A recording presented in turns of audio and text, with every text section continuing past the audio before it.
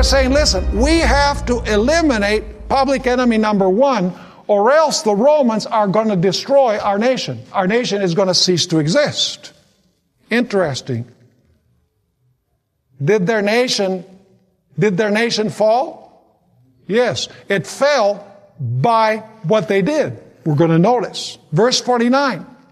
And one of them, Caiaphas, being high priest that year, said to them, you know nothing at all, nor do you consider that it is expedient for us that one man should die for the people, and not that the whole nation should perish. In other words, Caiaphas was saying this man needs to die to save the nation. He just didn't understand the sense in which the death of Jesus was going to save the nation. He thought that the nation was going to be saved literally, politically, by destroying Jesus. What he didn't know is that Jesus, by his death, was going to save the human race. How? Spiritually, not politically. Because Jesus came to establish his spiritual kingdom. He did not come to take over the political system of the world. A little bit later on, Peter, actually Jesus was in the Garden of Gethsemane. They came to arrest him. And I want you to notice what Peter did. And remember this because we're going to come back to it in the next 3 or 4 lectures.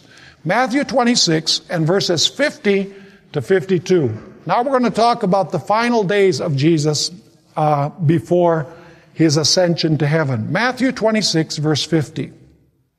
And suddenly, one of those who were with Jesus stretched out his hand and drew his sword, struck the servant of the high priest and cut off his ear. By the way, this was Simon Peter. And he wasn't aiming at the ear, he was aiming at the head, but he was a fisherman, not a soldier. And so it says that he cut off his ear. Now notice what Jesus said. What did Jesus say? Good, well done, Peter. Defend my kingdom. Use the sword. Kill him. Is that what he said? No. Did he say to the other disciples, you cowards, why don't you join Peter in fighting for my kingdom? No. Notice verse 52. These are the key words I want you to remember. But Jesus said to him, put your sword in its place. Put your what? Your sword in its place. For all who take the sword will perish by the sword. He who kills with the sword must be what? Must be killed with the sword. Those words are in Revelation 13 verse 10, and we will study them in the next couple of lectures. And so you know what they did with Jesus? They arrested him in the Garden of Gethsemane, and then they took him to the Sanhedrin.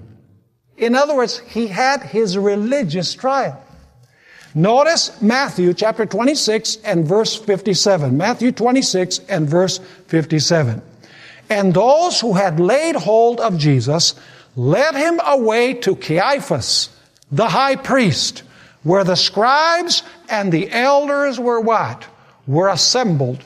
Let me ask you, was his trial a religious trial or was his trial a political trial? His trial, first of all, was a religious trial. And by the way, it was a travesty in justice.